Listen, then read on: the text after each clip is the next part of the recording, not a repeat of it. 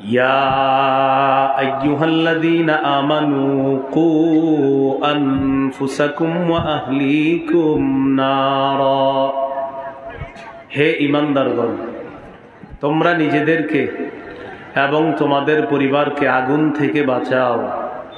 ওয়াকুদুহা আন-নাসু ওয়াল হিজারা, যে আগুনের জ্বালানি হলো মানুষ এবং পাথর।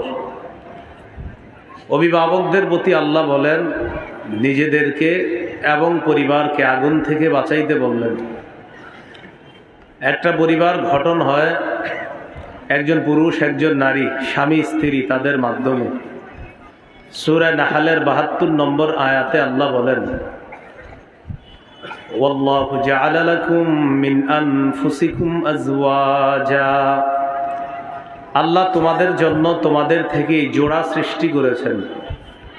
ওয়া জাআলা লাকুম মিন আজওয়াজিকুম বানিনা ওয়া হাফাদা, তোমাদের জোড়া থেকে আল্লাহ তোমাদের সন্তান এবং নাতি নাতনিদেরকে বানিয়েছেন।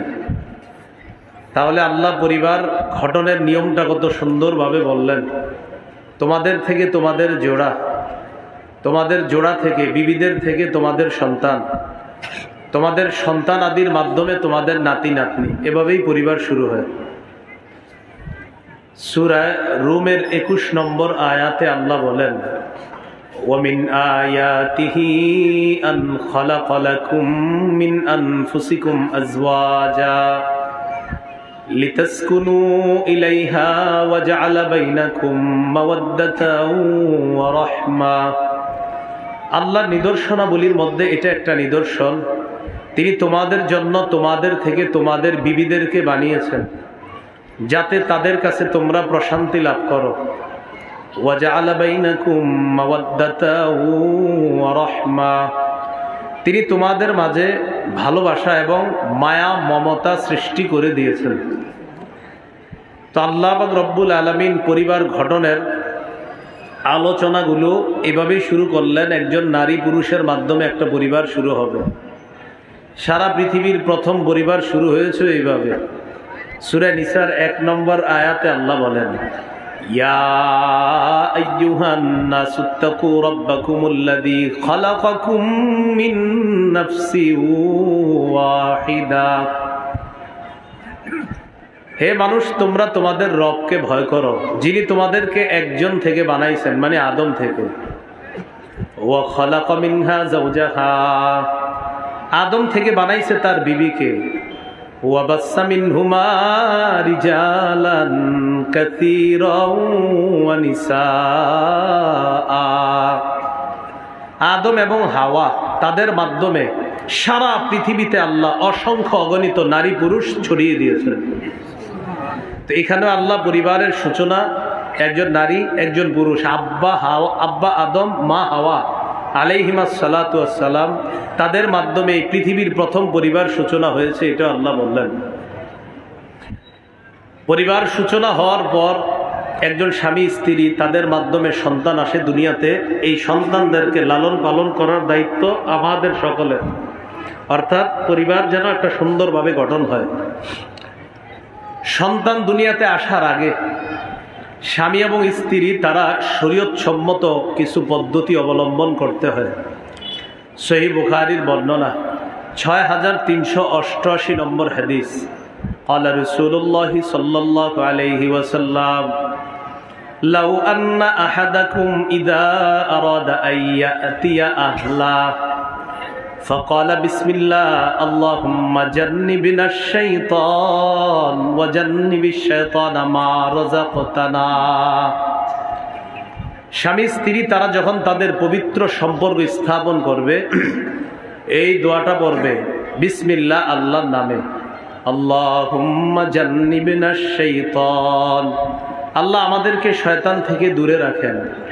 ওয়া জান্নিবিশ শাইতানা মা রাযাকতানা, আল্লাহ আমাদেরকে যে সন্তান আপনি দান করবেন এই সন্তান থেকে শয়তানকে দূরে রাখেন। রাসূলুল্লাহ সাল্লাল্লাহু আলাইহি সাল্লাম বলেন ইন্নাহু ইয়ুকদ্দার বাইনাহুমা ওয়ালাদ লাম ইয়াদুররুহু শাইতানুন আবাদা, তাদের এই সম্পর্কের ফলে আল্লাহ যদি তাদের এই দম্পতির জীবনে কোনো সন্তান লিখে রাখেন, তারা সুন্নাহ পদ্ধতি অবলম্বন করার পর তাদের সন্তান যদি দুনিয়াতে আসে, লাম ইয়াদুররুহু শাইতানুন আবাদা, এই সন্তানকে শয়তান কখনো কোনো ক্ষতি করতে পারবে না। এখন সন্তান দুনিয়াতে আসবে, এটা ছেলে হতে পারে, এটা মেয়েও হতে পারে। ছেলে হবে নাকি মেয়ে হবে, মেয়ে দিবে না ছেলে দিবে, এই ক্ষমতা কার? সূরা শূরা 49-50 নম্বর আয়াত আল্লাহ বলেন, লিল্লাহি মুলকুস সামাওয়াতি ওয়াল আরদ, আসমান জমিনের রাজত্ব আল্লাহর। ইয়াখলুকু মা ইয়াশা, ইয়াহাবু লিমান ইয়াশাউ ইনাসা, আল্লাহ যা চান তা সৃষ্টি করেন, তিনি যাকে ইচ্ছা তাকে কন্যা সন্তান দান করেন। ওয়ায়াহাবু লিমান ইয়াশাউ যুকুর, তিনি যাকে ইচ্ছা তাকে ছেলে সন্তান দান করেন। আও ইউজাউইজুহুম যুকরানা ওয়া ইনাসা, আল্লাহ যাকে ইচ্ছা তাকে ছেলে মেয়ে উভয়টা দান করেন। ওয়ায়াজআলু মান ইয়াশাউ আকিমা, আল্লাহ যাকে ইচ্ছা তাকে বন্ধা বানান, চাইলে মেয়ে দিবেন, চাইলে ছেলে দিবেন, চাইলে ছেলে মেয়ে উভয়টা দান করবেন, চাইলে ছেলেও দিবেন না মেয়েও দিবেন না, ওই নারীকে বন্ধা বানাবেন। এই ক্ষমতা কার?